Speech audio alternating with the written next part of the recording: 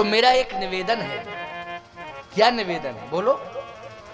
ए पंपा सरही जाहु रघुराई, पंपा सरही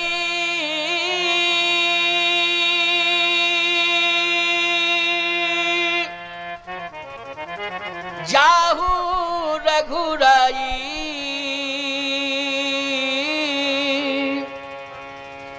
तहाँ होए सुग्रीव मिताई। पंपा सरहि जाहु रघुराई, ये पंपा सर है आगे, वहां एक सुग्रीव नाम का दास रहता है। आपका दास है। अच्छा हमारा दास है। हाँ, सो सुग्रीव दास तो रहाई, सो सुग्रीव दास, वो आपका दास है, पंपापुर में रहता है। आप वहां जाएं और उससे जरूर मिलें, और मिलेंगे भी, लेकिन कहां हो सुग्रीव मिताई, उससे आपकी मित्रता होगी, उसे आप मित्र बना लेना। भगवान बोले जब मेरा दास है वो, तो दास को मित्र कैसे बनाया जा सकता है? दास तो दास ही होता है। दास दोस्त को दोस्त दास तो बन सकता है, लेकिन दास दोस्त कैसे बनेगा? है? बन सकता है क्या? सोचो। अच्छा एक बात बताओ, बाप बेटे को भाई तो बना सकता है, लेकिन बाप नहीं बना सकता। भाई बराबरी का हो जाएगा तो भाई का दर्जा तो मिल जाता है। जैसे बूढ़ा बाप अपने जवान बेटे से भैया कहता है क्या कहता है? भैया। भाई कह लेता है वो, लेकिन बाप कह सकता है क्या? बोलो, बराबरी का दर्जा कैसे मिलेगा भाई?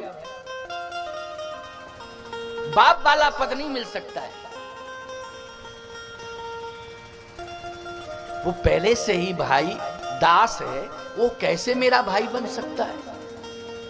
मित्र, मित्र मानी बराबरी का। सबरी ने कहा इस बारे में मैं ज्यादा कुछ नहीं कह सकती हूं, लेकिन ये मेरा विश्वास है कि एक महात्मा आपको मिलेंगे, वो विवश करेंगे आपको। एक संत मिलेंगे आपको, वो आपको विवश करेंगे कि आप मित्र बनाइए। तो मुझे पूरा विश्वास है कि आप दुनिया वालों की बात टाल सकते हैं, लेकिन संतों की बात नहीं टाल सकते। अच्छा सबरी भी तो संत ही है, साध्वी भी है कि नहीं? बोलो भाई, क्या है सबरी? संत है वो।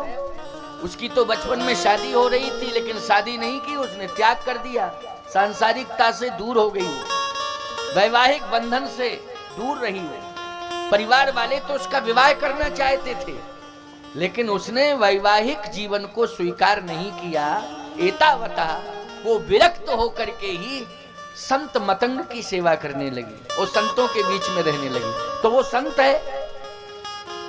कह ये मैं जानती हूं कि आप संतों की बात टाल नहीं सकते हैं, भले ही दास मित्र नहीं बन सकता है, लेकिन संत यदि कहेंगे तो आप स्वीकार जरूर करेंगे। तो ये सत्य है कि अब दूसरे संत की भी मोहर लगेगी। अभी तो एक संत ने कहा ना सबरी ने, अब आगे हनुमंत जैसे संत मिलेंगे तो डबल मोहर लग गई, और जब डबल मोहर लग जाएगी तो भगवान को करना पड़ेगा कंपनी, ये कार्य करना पड़ेगा कि नहीं? स्वीकार करना ही पड़ेगा निश्चित रूप से, क्योंकि अभी तो सबरी ने कहा है पंपा सरहि जाहु रघुराई, तहाँ होए सुग्रीव मिताई। वहां सुग्रीव से मित्रता होगी, एक संत ने कहा। और भगवान संतों की बात कभी टाल नहीं सकते हैं। फिर सांसारिक संबंधों पर भगवान ध्यान नहीं देते हैं, भगवान तो संत वाणी पर ध्यान देते हैं। सबरी की बात सुन के भगवान आगे बढ़े। किष्किंधा का वो परिक्षेत्र जहां प्रवसन पर्वत है, ऋषिमुख पर्वत है। उस ऋषिमुख किष्किंधा क्षेत्र में ऋषिमुख पर्वत है। पंपापुर राजधानी है, एक राज्य की राजधानी है, लेकिन वो किष्किंधा का परिक्षेत्र है। उस किष्किंधा परिक्षेत्र में एक ऋषिमुख नाम का पर्वत है। उस ऋषिमुख पर्वत पर सुग्रीव रहता है। अच्छा, पंपापुर में क्यों नहीं रहता है? ऋषिमुख पर्वत पर क्यों रहता है? पंपापुर में इसलिए नहीं रहता है कि बाली से विवाद चल रहा है। बाली और सुग्रीव दो भाई है ना, इन दोनों में विवाद चल रहा है, इसलिए वो बाली के भय से भयभीत है, पंपापुर में रह नहीं पा रहा है। वो प्रवसन पर्वत पर, ऋषिमुख पर्वत पर रह रहा है। तो ऋषिमुख पर्वत पर रह रहा है, क्या बाली से अगर शत्रुता है तो आखिर ऋषिमुख पर्वत भी तो पंपापुर राजधानी के अंतर्गत आता है। तो जब राजा बाली है और सुग्रीव को वो पसंद नहीं करता है, फिर उसके राज्य में स्थित पर्वत पर सुग्रीव कैसे रहता है? तो रहस्य यह है कि ऋषिमुख पर्वत पर बाली नहीं जा सकता है। क्यों? श्राप मिला है बाली को, किस पर्वत पर यदि तू आ जाएगा तो भस्म हो जाएगा। ये अंतर कथा है। इस पर्वत पर अगर तू आ जाएगा तो भस्म हो जाएगा। तो सुग्रीव को एक सहारा मिल गया कि कम से कम निश्चिंत होकर के तो इस पर्वत पर रह सकते हैं, बाली आ नहीं सकता है, और हमें रहने के लिए सहारा मिल गया। सत्य तो यह है भैया कि पर्वत जहां जहां है वहां वहां ये विश्वास कर लेना चाहिए कि परमात्मा का वास, किसी ना किसी देवी देवता का पर्वतों पर वास रहता है। सिद्धों का तो वास रहता ही है पर्वतों के ऊपर, ज्यादातर सिद्ध पर्वतों के ऊपर ही रहते हैं। तो जहां जहां भी पर्वत हैं वहां वहां परमात्मा का वास है, वहां सिद्धों का भी वास है।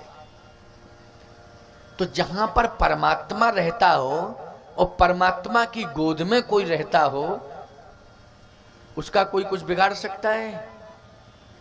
तो सुग्रीव कहां रहता है? ऋषिमुख पर्वत पर। भले ही कथा में यह बात आ जाती है कि वहां एक ऋषि के शाप के कारण बाली नहीं पहुंच सकता है, ये ठीक है, कथा है, लेकिन सत्य तो यह है कि वो परमात्मा की गोद में बैठा हुआ है।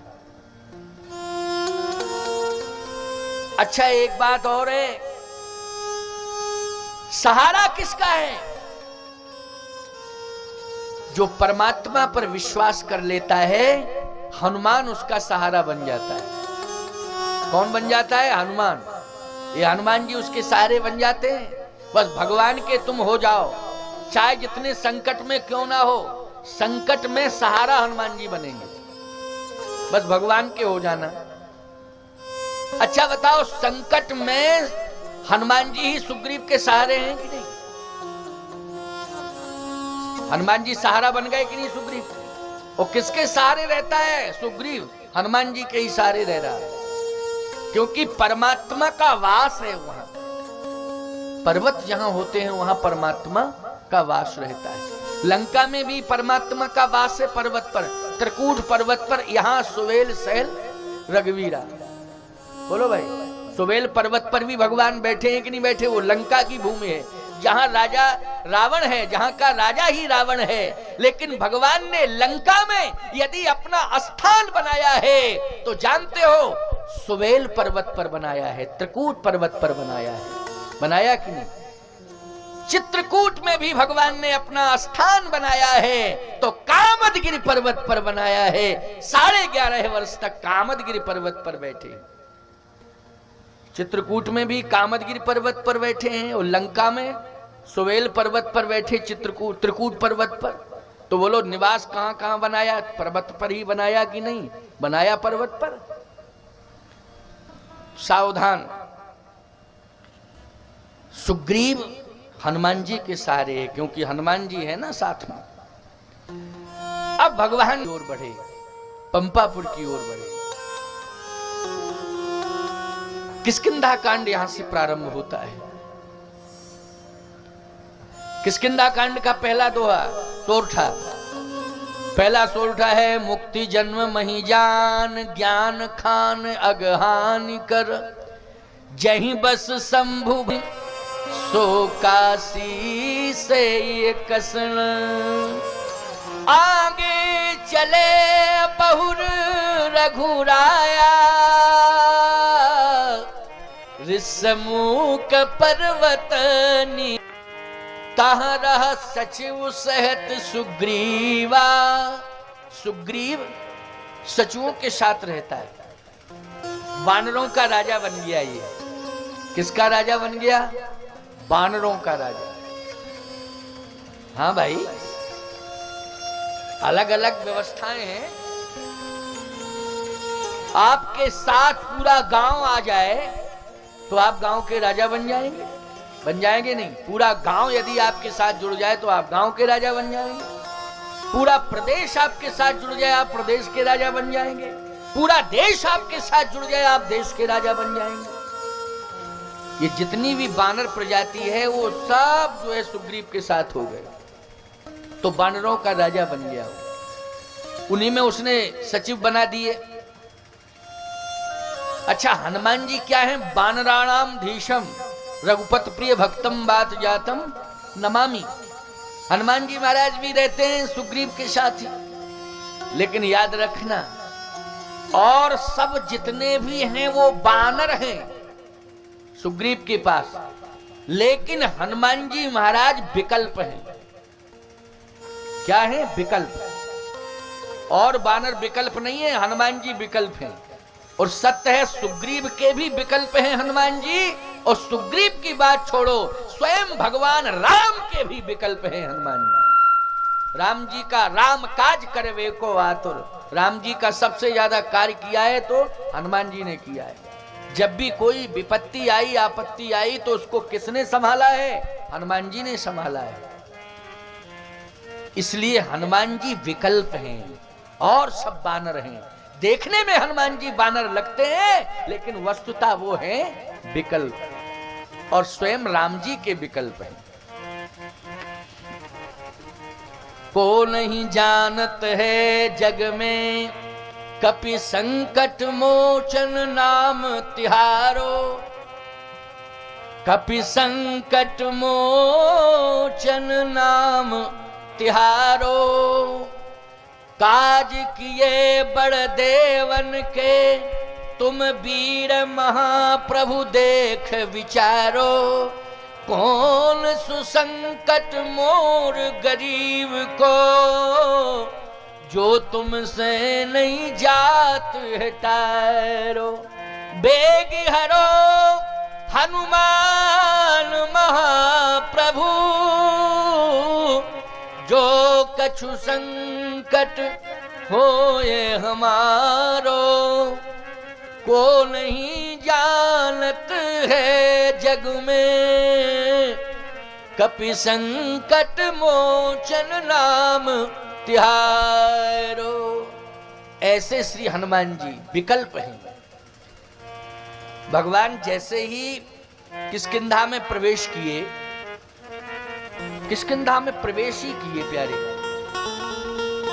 पर्वत पर रहता है सुग्रीव, ऋषमुख पर्वत पर। उसने देख लिया दूर से। अच्छा, पर्वत पर कोई हो ऊंचाई पर, तो कोई धरती पर चल के, धरती पर चल रहा है और चल के आ रहा है, तो धरती वाला व्यक्ति पहाड़ वाले को नहीं देख पाएगा, लेकिन पहाड़ वाला व्यक्ति धरती वाले को देख लेगा।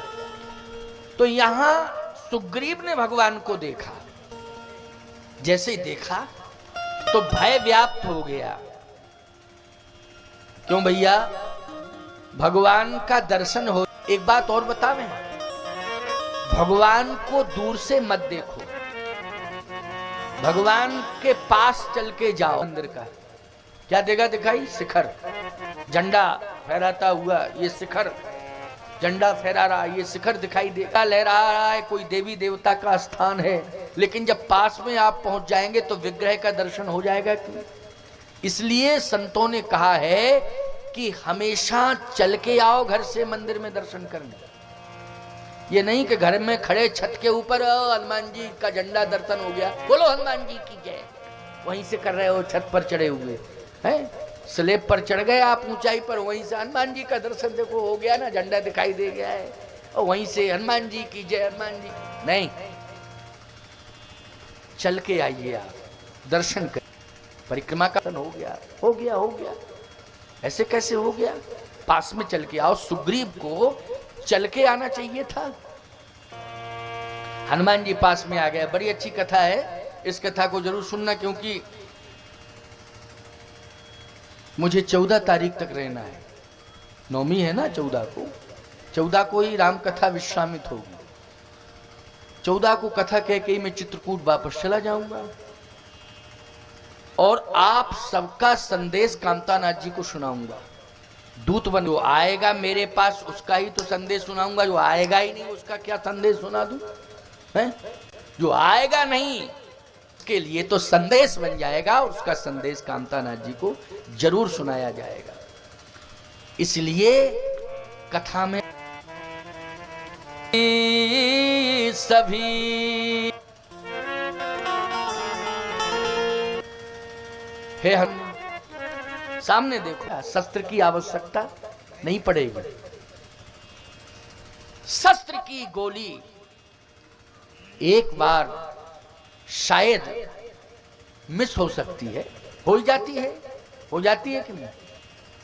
अस्तित्वहीन हो सकती है शस्त्र की गोली, लेकिन अगर विद्वान ब्राह्मण है तो उसकी बोली कभी अस्तित्वहीन नहीं हो सकती है। अगर वो सच्चे मन से बोल गया तो निश्चित रूप से कार्य भी सफल होगा और हर प्रकार का समाधान भी मिल जाएगा, अगर सच्चे मन से बोल गया।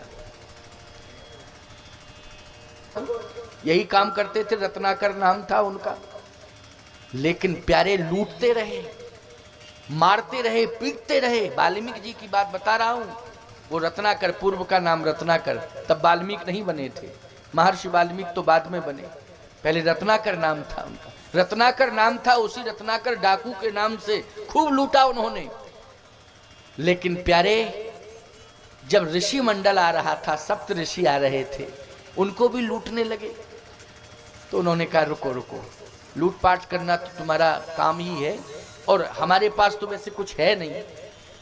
तो रत्नाकर बोला कि तुम्हारे पास कुछ है नहीं, और सुबह से हम यहीं खड़े रहे, कोई आया नहीं, कुछ भी नहीं दिया, और हमें कुछ मिला नहीं, और आए हो तो ऐसे आए हो जिसके पास कुछ नहीं, तो जो भी है वो सब ले लूंगा।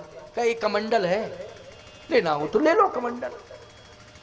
कहे कमंडल ही ले लूंगा। कहे सुनो, कमंडल लेना साधारण नहीं होता है, कमंडल ले लोगे तो डाकू नहीं रहोगे। अच्छा बोलो भाई,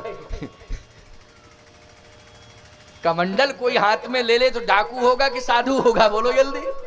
ये कमंडल लेना साधारण बात नहीं है। कमंडल यदि तुमने हाथ में ले लिया तो फिर डाकू कहां रहोगे, फिर तो साधु बन जाओगे। इसलिए सोच समझ लो, तब कमंडल लो, और कमंडल ही है हमारे पास, और कुछ नहीं है। लंगोटी पहने थे, कोपीन धारण किए थे, हाथ में कमंडल लिए थे, बस इतना ही था उनके पास, और कुछ था ही नहीं।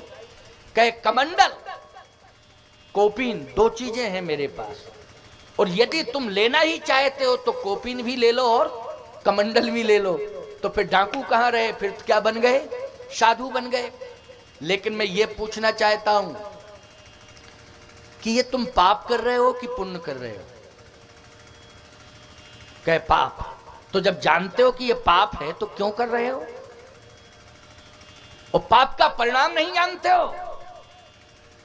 कहे बात यह है कि पाप तो कर रहा हूं, लेकिन ये पुण्य है कि परिवार का प्रतिपाल कर रहा हूं इसी से। अरे बोले ये पुण्य की परिभाषा नहीं है कि पाप की कमाई जो है परिवार में लगाओ, क्या ये पुण्य हो रहा है? पाप की कमाई से कोई परिपालित हो रहा है तो वो पुण्य नहीं है। अथवा जो पाप की कमाई दे रहा है परिवार को, तो वो परिवार के साथ पुण्य नहीं कर रहा है, ना परिवार को इसका पुण्य मिल रहा है। पाप की कमाई कमाने वाला भी पापी है और पाप की कमाई को खाने वाला भी पापी है। प्यारे, दोनों ही पापी है, दोनों ही अपराधी है। बस किसी का ज्यादा अपराध है, किसी का कम है, लेकिन अपराधी दोनों है, पापी दोनों है। ना तो पाप की कमाई कमाना चाहिए और ना पाप की कमाई को स्वीकार करना चाहिए, बचना चाहिए। कहे पहले ये बताओ कि ये पाप की कमाई कहां ले जाते हो? कहा परिवार में। अच्छा, परिवार में ले जाते हो? पाप तुम कर रहे हो, कमाई परिवार को दे रहे हो। पहले परिवार वालों से जाके पूछ के आओ कि जो मैं पाप कर रहा हूं उस पाप को भी तुम लोग थोड़ा थोड़ा बांट रहे हो कि नहीं बांट रहे हो, कि धन ही दौलत बांट रहे हो खाली, कि पाप को भी बांट रहे हो? जाओ, ये सत्संग है। ये क्या है प्यारे? ये सत्संग है, ये सत्संग की महिमा है। अगर ऋषि मुनि महात्मा ना मिले होते तो बोलो हृदय परिवर्तन होता रत्नाकर डाकू का? गए, परिवार वालों से पूछा कि जो मैं कर रहा हूं वो क्या कर रहा हूं? बोले पाप। कमाई जो आ रही है, बोले पाप की कमाई। कहे दे किसको रहा हूं? परिवार वाले बोले हम लोगों को। लेकिन जो पाप मैं कर रहा हूं उस पाप के साथ भी तुम्हारा शेयर है, बंटवारा है कि नहीं? कहे ना ना ना ना, धन दौलत हम लेंगे, पाप तुम्हारे पास ही रहेगा। बस हृदय बदल गया।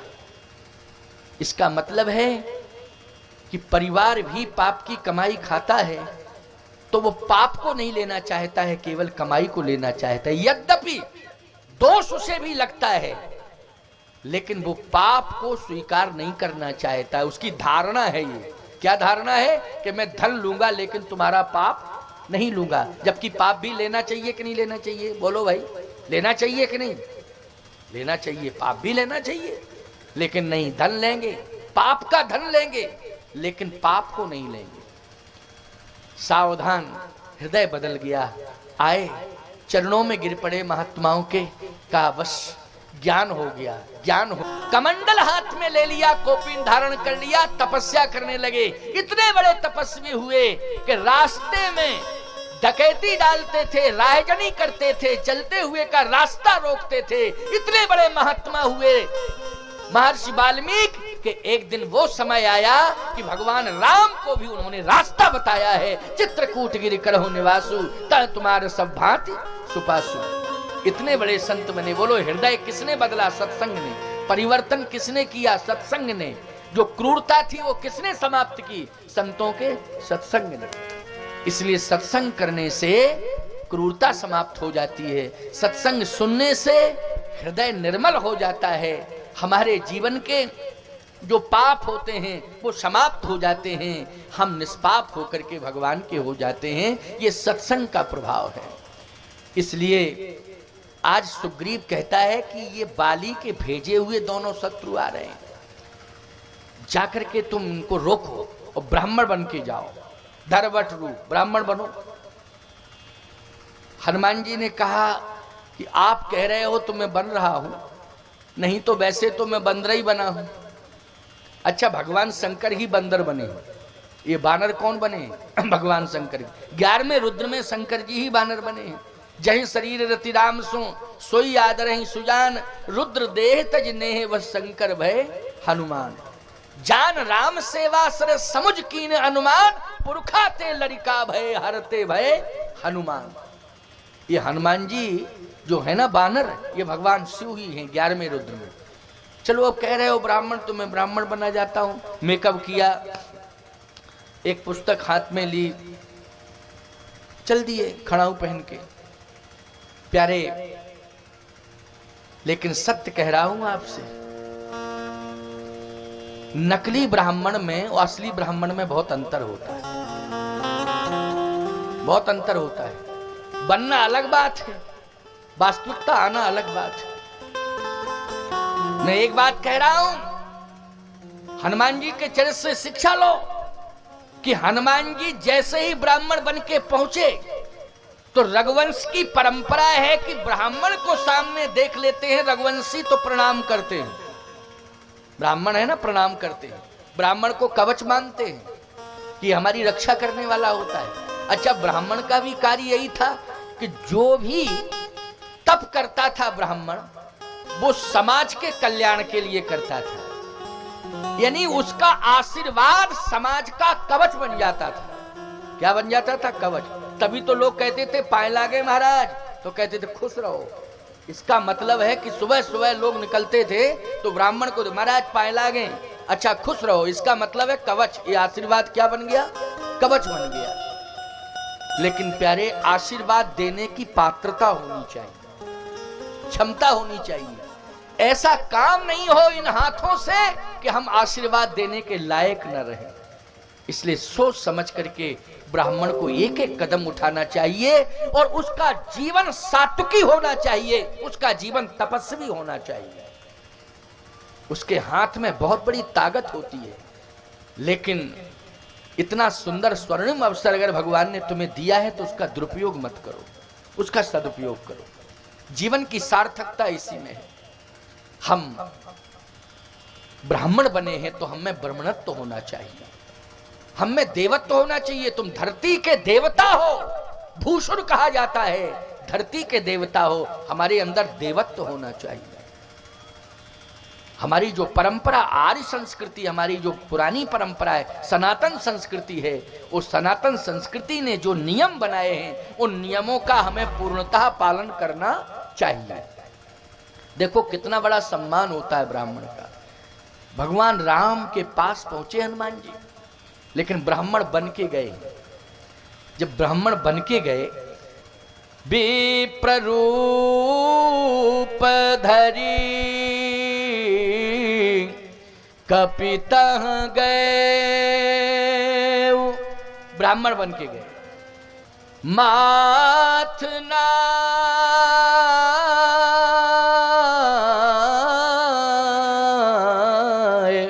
पूछत अस भय, विप्र रूप धर कपितः गए। जैसे ब्राह्मण का भेष बना के हनुमान जी पहुंचे तो हनुमान जी ने पहले ही प्रणाम कर लिया, राम जी ने प्रणाम नहीं कर पाया, जबकि राम जी प्रणाम करते हैं ब्राह्मणों को, ये नियम है। ब्राह्मण से प्रणाम नहीं करवाते हैं, ब्राह्मण को ही प्रणाम करते हैं। लेकिन जैसे ही हनुमान जी पहुंचे तो लक्ष्मण जी ने दूर से देखा, कहा भैया भैया रोना बंद करो। कहा क्यों? बोले सगुन हो गया। सगुन? क्या सगुन हो गया? कहे हमने ये सुना है कि अगर किसी कार्य की सफलता के लिए आप निकले हैं और गौ माता बछड़े को दूध पिलाते हुए दिखाई दे जाए तो ये विश्वास हो जाता है कि कार्य सफल होगा। एक तो ये सगुन है। नकुल न्योले का दर्शन हो जाए, क्यों भाई, सामने से न्योला निकल जाए, क्या कहते हैं, नकुल न्योला कहते हैं। हाँ, यदि सामने से निकल जाए नकुल तो शुभ माना जाता है।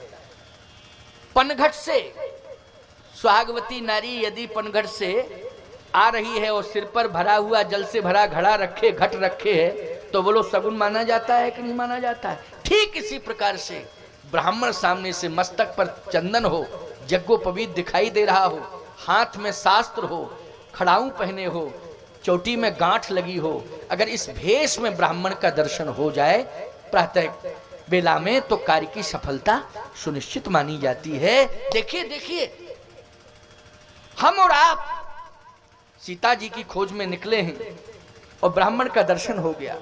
अब कन्फर्म है सीता जी मिलेंगी। अच्छा, ये भी बात सत्य है कि कन्फर्म भी है सीता जी मिलेंगी। हनुमान जी मिल गए तो कन्फर्म है कि सीता जी मिलेंगी, हनुमान जी मिल गए तो सीता जी मिलेंगी कि नहीं मिलेंगी, कन्फर्म है। लेकिन लक्ष्मण जी कहते ब्राह्मण का दर्शन हो गया है, ये शुभ संदेश है हमारे और आपके लिए, शुभ संकेत भी है हमारे आपके लिए कि अब तो निश्चित रूप से हमें श्री जानकी जी मिलेंगे। भगवान राम ने कहा चुप रहो, ये वन है, वन में बनावटी लोग ज्यादा घूमते हैं, हो सकता है कि कोई बनावटी वेश धारण करके आ गया हो ब्राह्मण का, तो चुप रहो, बीच में बोलते क्यों हो। लक्ष्मण जी बोले बनावटी कैसे, सामने चला आ रहा है, हम देख रहे हैं, उसका व्यक्तित्व बता रहा है, कितना सुंदर व्यक्तित्व। अरे तो चुप तो रहो भाई, आने तो दो पास में, आखिर हम भी तो समझ लें कि कैसा ब्राह्मण, कहाँ का ब्राह्मण है, नाम गाम ठाम क्या है, पूछे तो तब तो पता लगे, लेकिन तुम शांत रहो, आने तो दो। लक्ष्मण जी बोले हम तो साष्टांग प्रणाम करके आशीर्वाद लेंगे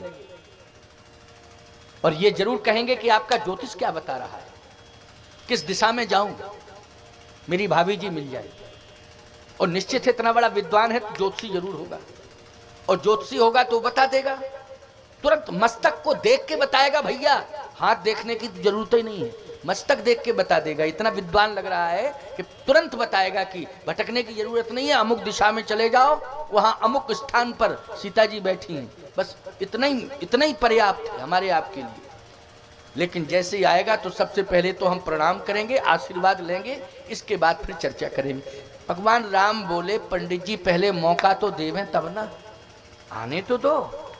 जैसे ही भगवान श्री राम के समीप पहुंचे हनुमान जी, विप्ररूप धर कपि तह गए, और लक्ष्मण जी ने प्रणाम नहीं कर पाया। माथ नाय पूछत यस भयऊ, हनुमान जी पहले ही प्रणाम कर लिए। लक्ष्मण जी बोले नकली ब्राह्मण है भैया, असली नहीं है। हम लोग प्रणाम करते, आशीर्वाद देता है तो पहले ही प्रणाम कर बैठा। भगवान राम ने कहा अब अभी चुप रहो, ज्यादा मत बोलो, मैं अभी पता लगाता हूं असली है कि नकली है, तुम चुप रहो। अब भगवान देख रहे हैं हनुमान जी को, हनुमान जी को देख रहे हैं भगवान।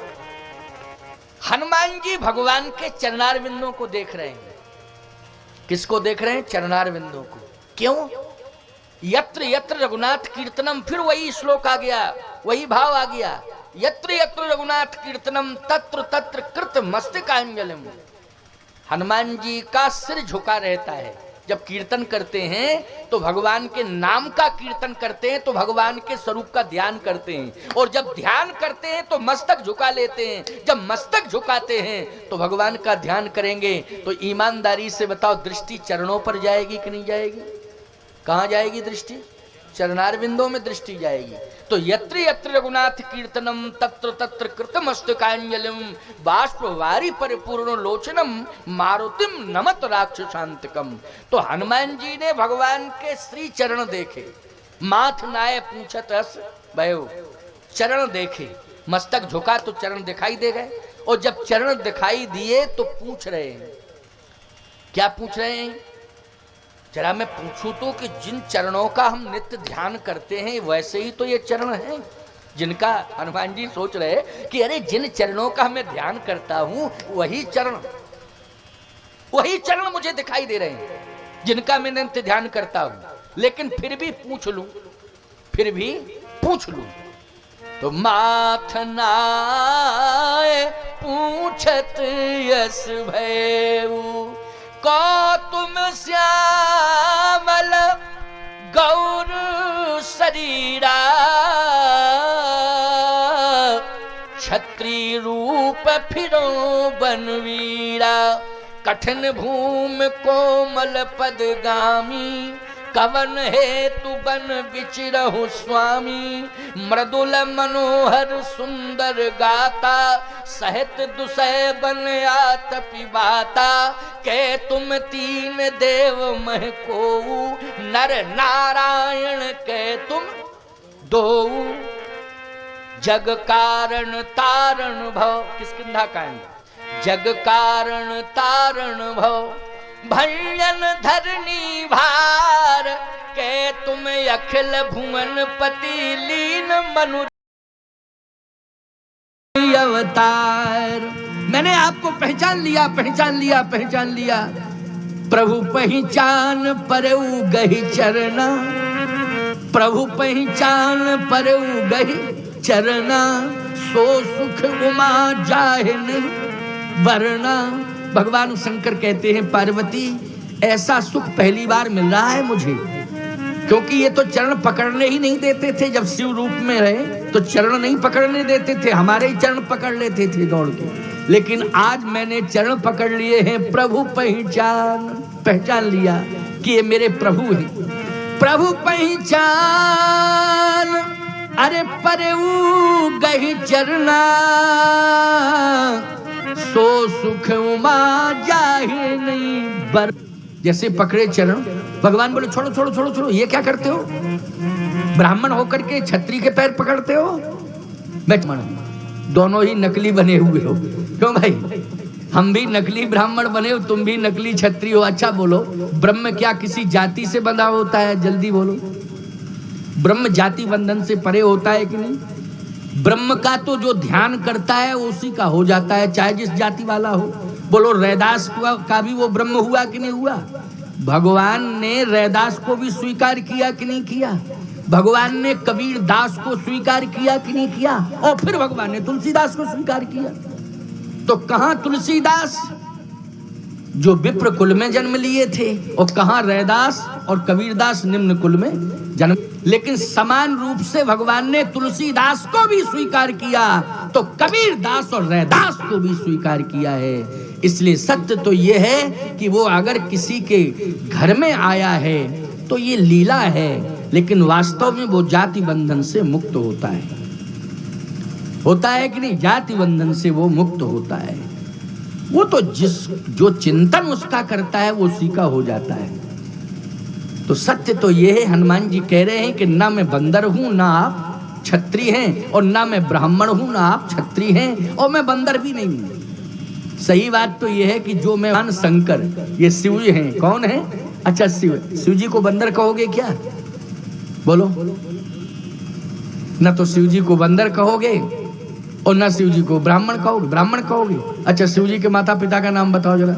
शंकर जी के माँ बाप का नाम कोई बतावे तो बताए कोई हो हिम्मत वाला तो बतावे है? लेकिन सत्य है वही शिव जब लीला करने लगता है तो हनुमान बन जाता है। तो उसकी माँ का नाम और पिता का नाम शंकर सुवन केसरी नंदन तेज प्रताप महाजग वंदन। बोलो नाम हो गया कि नहीं? माँ का नाम, पिता का नाम शंकर सुवन केसरी नंदन तेज प्रताप महाजग वंदन। अंजनी पुत्र महा बलदाई, संतन के प्रभु सदा सहाई। माँ का भी नाम आ गया और पिता का भी नाम आ गया। क्यों? क्योंकि उसने रूप बदला है। तो रूप बदलेगा तो माता पिता का नाम आ जाएगा। वस्तुता कौन माँ है कौन पिता है, ये कैसे चैलेंज कर सकते हो? निर्गुण ब्रह्म के माँ बाप का नाम बताओ जरा। कोई बता सकता है निर्गुण ब्रह्म के माँ बाप का नाम क्या है? लेकिन जब वो सगुण बनता है भक्त के आग्रह पर, तो उसका माँ, उसकी माँ भी होती है, उसका पिता भी होता है, उसका परिवार भी होता है, उसकी जाति भी होती है। तो हनुमान जी यही कह रहे हैं कि सही बात तो ये है कि ना आप असली क्षत्रिय हो ना हम असली ब्राह्मण, दोनों ही बने बनाए हैं। आप भी बन के आए हो वन में और हम भी बन के आए हैं वन में, इसलिए दोनों वनवासी हुए हैं। प्रभु पहिचान परऊ गही चरना,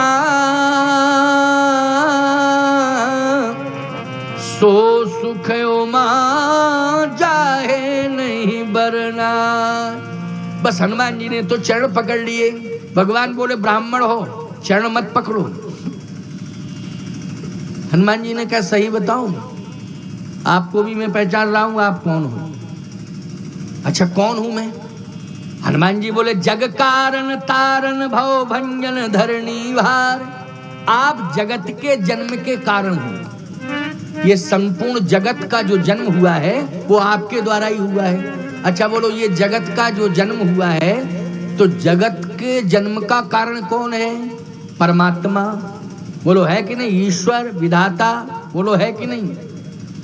जग कारण तारण भव, जगत के जन्म के भी आप कारण हैं और जगत के उद्धार के भी आप कारण हैं। आपने जन्म भी दिया है और आप उद्धार भी करते हैं। भंजन धरणी भार, आप पृथ्वी का भी भार हटाने वाले हैं।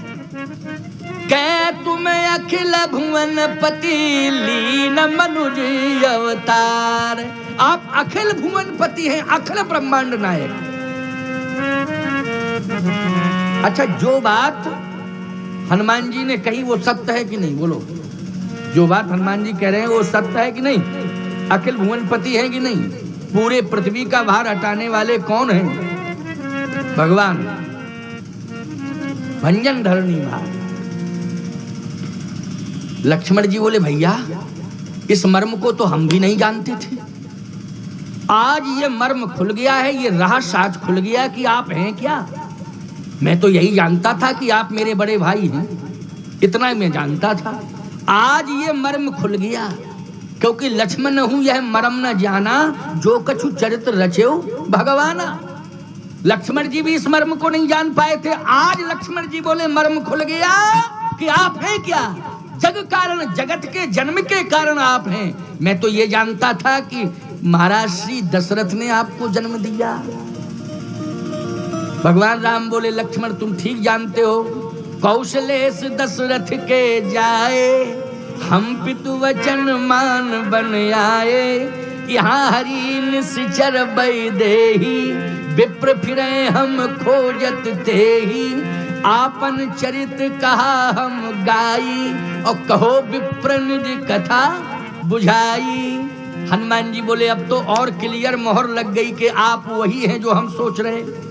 भले ही आप कहो कौशलेश दशरथ के जाए, दशरथ जी आपके जन्म के कारण नहीं हैं, आप ही संपूर्ण जगत के जन्म के कारण हैं, और जगत में ही दशरथ का जन्म हुआ है। इसलिए आप जगत के जन्म के कारण हैं, अर्थात आप सभी के जन्म के कारण हैं। आपको जन्म देने वाला कोई संसार का सामान्य मानव नहीं हो सकता है। अब मैं और क्लियर कर रहा हूं। हनुमान जी बोले कि विश्वास हो गया।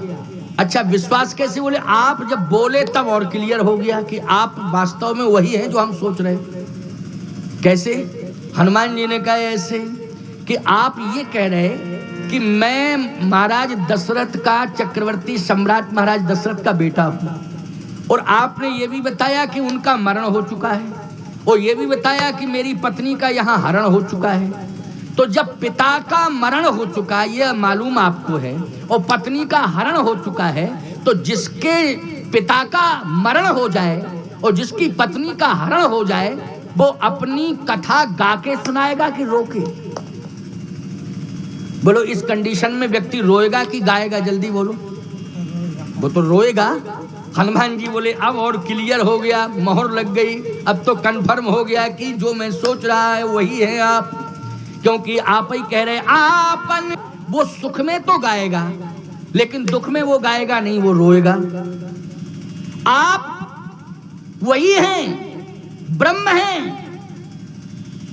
जगदीश्वर हैं, जगत नियंता हैं, सर्वेश्वर हैं, क्योंकि आप दुख में भी गा रहे हैं। आपन चरित का हम गाई। हनुमान जी ने कहा और सुनिए प्रभु। कहे सुनाओ सुनाओ। हनुमान जी ने कहा जीवात्मा की कहानी में और परमात्मा की कहानी में यही अंतर है। क्या अंतर है? जीव की कहानी दुख से शुरू होती है और चिंता में समाप्त हो जाती है।